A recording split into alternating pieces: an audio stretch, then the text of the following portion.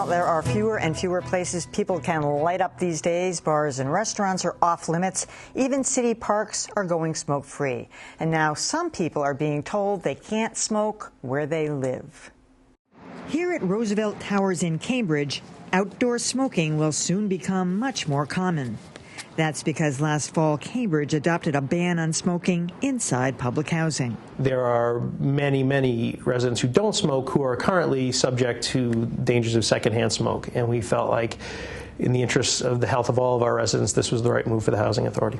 The Cambridge Housing Authority's James Comer says the new policy is necessary, but recognizes it will be tough for some residents. We realize that this is a huge change in people's lives, and it's something that is a daily thing that's going to be a challenge for a lot of folks, and we're trying to minimize the heavy-handedness of what we're trying to do. But Cambridge resident and smokers' rights advocate Stephen Helfer doesn't see it that way. Their last refuge is their home where they can enjoy a cigarette. And now they are being told that if they continue to do this, they will be subject to eviction. So this is a punitive measure. So far, only Cambridge and Boston have enacted such smoking bans in their city-owned public housing. Tenants in state-owned housing can still smoke in their units. But that may also change under new state guidelines urging all housing agencies to go smoke-free.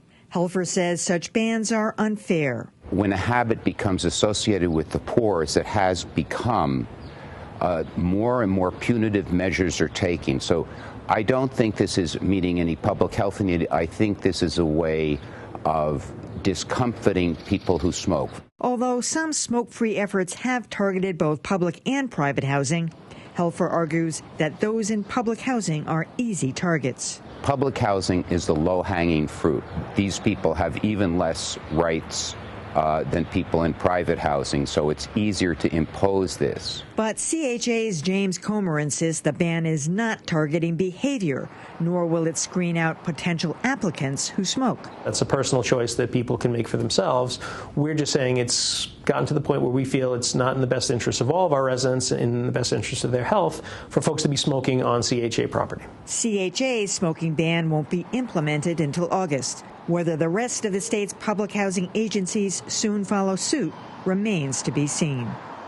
All right, my next guest was a vocal opponent of Cambridge's decision to ban smoking in public housing. Paul Neff attended several public hearings on the issue. Thanks for joining us, Paul. Appreciate you being here. So a lot of private housing complexes ban smoking or don't allow it. Why not the Cambridge Housing Authority? As long as, I mean, it's the issue of secondhand smoke, annoying to other neighbors. Why not? Well, actually, with me, it's not about whether it's private or whether it's Cambridge Housing, although they do have no place else to move to that's exempt from these rules. But I just don't feel that there's a demand from them. And I know that the directive in 2009 from HUD put pressure on all housing authorities in all the cities in the United States to adopt these policies, whereas as my building's not Cambridge Housing, but as a tenant and a person with a lot of friends, I don't hear anyone talking about, yeah, we need bans. So this is not coming from the residents. This is coming from the government, and is that your main issue? That is my issue. And I was at the public comment hearings last summer, and every one of them was packed with people who, for the vast majority, used their 2 minutes to speak to oppose the ban. And it had nothing to do with whether they smoke or not. It's just the idea of having an outside authority dictating the policy in your household. All right, let's bring in DJ Wilson. He's the Tobacco Control Director at the Mass Municipal Association. Hello. Thanks for joining us. So you have kind of a different take on this. You're agreeing with Paul. Well, it's helpful to put it in a bigger context, too. So this year marks the 10th year that restaurants and bars and workplaces have been smoke-free. So we started getting, DPH ran 800 toll-free lines for people to complain about smoking in those places. We ended up finding a lot of our complaints were coming from people who are living in multi-unit buildings, private and public. And so for a long time, public housing authorities couldn't do anything about this until, as he mentioned, the 2009 directive came out from federal HUD encouraging public housing authorities to do so. And that really allowed for a lot of public housing authorities such as Cambridge to move forward. We actually have about 35 cities and towns in Massachusetts that have smoke-free public housing, including Boston and Cambridge and Springfield. And so the problem is for a lot of these housing authorities is that 4 out of 5 of our state residents don't smoke, so you had a lot of non-smokers. Older buildings, smoke was migrating. Sure. It was impossible to contain it.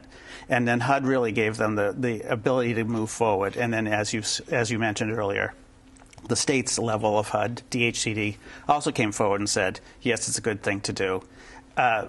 We tried bar area smoking in restaurants that failed, and also having separate areas for smoking in public housing, and in housing in general has also failed. So we see a lot of landlords going smoke-free as well as condo associations. But people going into bars and restaurants, it's right.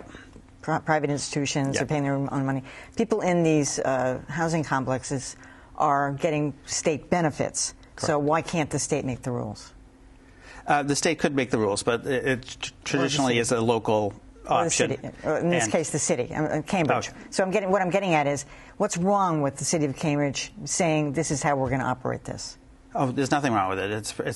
I think it's a wise idea for them to. Yes, because this is the last bastion of public smoking. It does cost our municipalities a lot of money to rehab housing that is then turned over to the next tenant, because a lot of times you have people who have compromised health in these buildings. Some people are on oxygen, and so we want to make sure that our public housing stock is doesn't catch on fire, and that exacerbating somebody else's. So what's wrong with that way of thinking, Paul? Well, who determines? I mean, we don't get to really examine these figures. Like, how is it determined that a policy failed, or how dangerous something is? I mean, there's not uniform opinion in the medical community about secondhand smoke, for one thing. I don't get the impression from other tenants that things are failing the way things were. I mean, before the ban. I don't think they were unhappy. Does this unfairly target the low income? That's what a lot of people are saying. No, at the same time that it's happening in public housing, it's also happening in market rate apartments and in condos. So it's happening across the board. And it's just... it is, even in private home condos and that kind of thing. Right. It's just we've not been able to contain secondhand smoke, especially in older buildings, especially in municipalities that are taxed financially to be able to rehab a whole building.